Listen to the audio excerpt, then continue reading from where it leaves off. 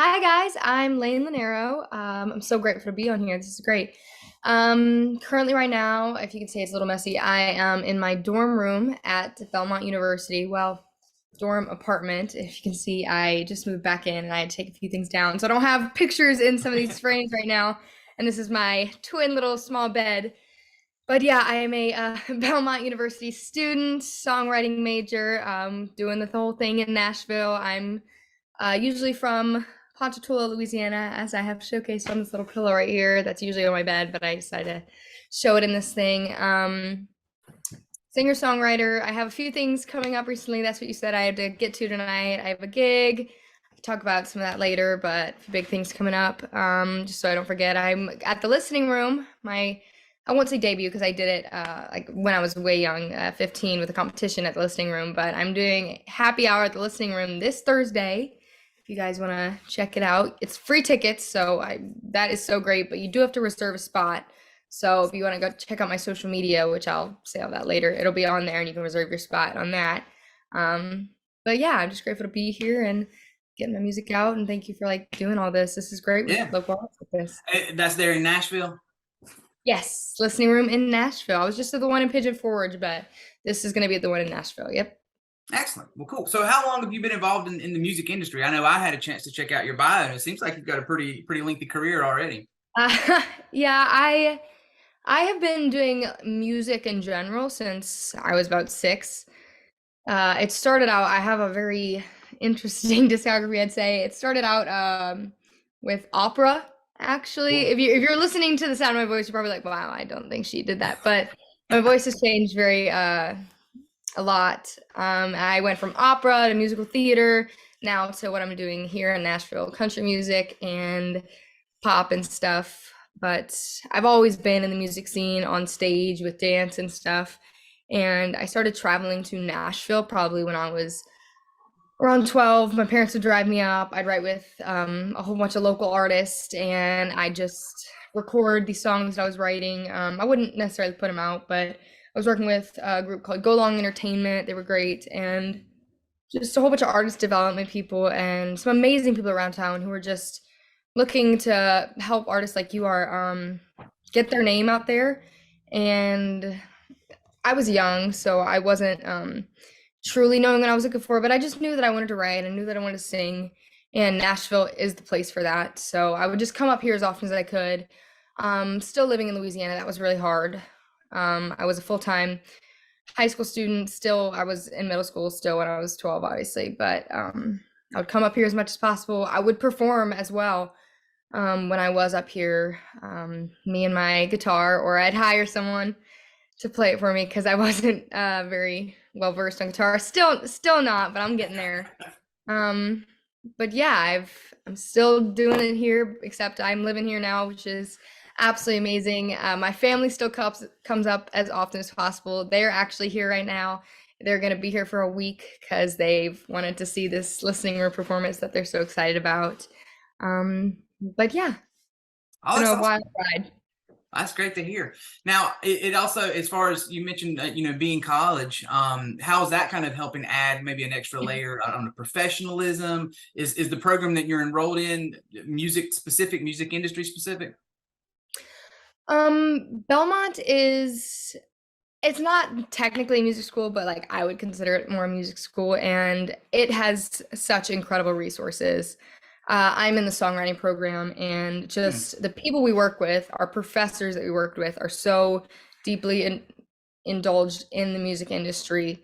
They have hits out themselves. They've written with amazing writers themselves. They've written with stars, and it's incredible just to even have these people teaching me and learning with me and just telling me the ways of the road. Like we have guest speakers all the time in our classes, and it's really influential learning all that. And I've had so many opportunities, and Belmont gives me these amazing opportunities um, just being in the program, and we're able to sign up for things. And we have amazing programs like Grammy U where we're able to do that. And we have Bear House, which is a on-campus management program where an artist is set up with a Belmont student manager. So that's like both ends of the stick. So they're able to do that, and we're able to get set up with performances around Nashville through that program. So it is super cool, and the songwriting program is so beneficial for any songwriter around Nashville, and it's a really good way to get yourself set up. And I'm really grateful for this program. That does sound amazing, and particularly Mhm. just being in the Nashville scene in Oh general. I yeah. mean, that's if you go and visit Nashville, it's one thing, and then of course, people that really like the music industry, they have their own kind of understanding of what Nashville means, and Mhm. at least from my perspective, without necessarily being in music, but being a big fan of music, I recognize how important that scene is, and you see it. I mean, you see it when musicians talk about how they collaborate, particularly at least the Nashville scene. I think of collaboration almost kind of immediately, and then of course, singer Oh songwriters yeah. as well. So I could definitely, yeah, and having a college program that also kind of fosters that sounds like you made a great choice. Yeah, I do think I did. And I've even met with classmates who we've been able to write with, and I've been able to meet people through people. And being our school is just in the center of Nashville. You go 5 minutes anywhere, we're downtown at different places, and just the experiences and the people I met through the school are just incredible. So Well, that's awesome. So you mentioned again, singer songwriting. With you yourself being one, what does your process look like? What is that like nowadays? I'm sure you're learning new techniques and new ways. yeah. Share a little bit about what that's like for you. Um I personally, this is a unpopular opinion, but I personally do enjoy co-writing better. I like to have someone in the room to bounce my ideas off of, because I'm personally a big mental block myself. I am very hard on myself. So if I am just with myself writing a song, I'm going to be very hard on myself and be like, no, that's not good enough. And I'm gonna take a while. So I like to co-write, and I like to have someone else in the room with me being like, okay, no, that's good, put it down, like not second guessing. Um, so that's why I've loved the co-writing experience, and that's why I've always loved coming to Nashville to specifically co-write with people, and you just meet people and you make friendships out of this too. But if I am writing myself, and when I do, I normally start with a melody just because I find myself as more of a stronger melody person. And I'll either throw something down on the keyboard or piano. I normally like to write, oh, wait, not keyboard or guitar. I normally like to write on the piano. Um, and then I try to get my hook first, or like the chorus first, because I like to write to a central idea, because normally I find myself getting lost and I'm like, oh, that could be good, or that could be good. I'm like, no, stay focused. Right. And once I have that general idea or that key point, I'll have to kind of let it marinate. Rarely will I ever just sit down to start a song and finish it. It'll normally take me, if Hmm. I'm by myself, it'll normally take me like a few days, maybe even a week. Sometimes I won't even finish songs because I either won't have time or I won't find them in myself good enough to finish them. And that's why I like co-writing so much, because like if it's a setup time, like it's important. It's not that important, because if it's a friend of yours, like you don't have to. But like I like it because you're meant to finish it, and when you're with another person, you want to finish it. Like you're with a friend, you like it, you want to finish it. But with myself, I find myself like not in a rush to finish it unless I find myself starting something that I really like. But yeah, I usually start with the melody, and then I move to a chorus and then verse, and then I kind of just see what happens. But it's not like a specific pattern to me. But yeah, I am very hard on myself. So Well, and it's I think a lot of folks in the creative industries in general that can share sentiment with you from, being hard on yourself and trying to mhm. get yourself to focus. But I also love what you said there in terms of like having an idea and just letting it kind of grow on you a little bit. Yes. And that's something that definitely I can identify with. In Yeah. terms of your songs, all the ones that you've created up to this point, do you have one that is most important to you? And it could be for any particular reason. Um, it's gonna probably be forever one of my favorites, and it's really important to me. This is gonna sound like a shameless self promo, but no, my That's most why we're recent here. single, Back to Me, it is my favorite. I usually don't like listening to myself, and I usually don't like playing my songs back, and this isn't me saying like I just listen to myself in the car, but I really do love that song. And I found myself just continuing to go back to that message of just how like it's okay to take time to heal. And I found myself realizing that I need to listen to myself when I say that. And I wrote it with a good friend of mine, Michael Farron, and he is an amazing lyricist. I mean, I went in with this idea I had just been broken up with, and I went in with this idea of how like I was still hurting at this time, but I was like, I think I'm finally getting there to be okay.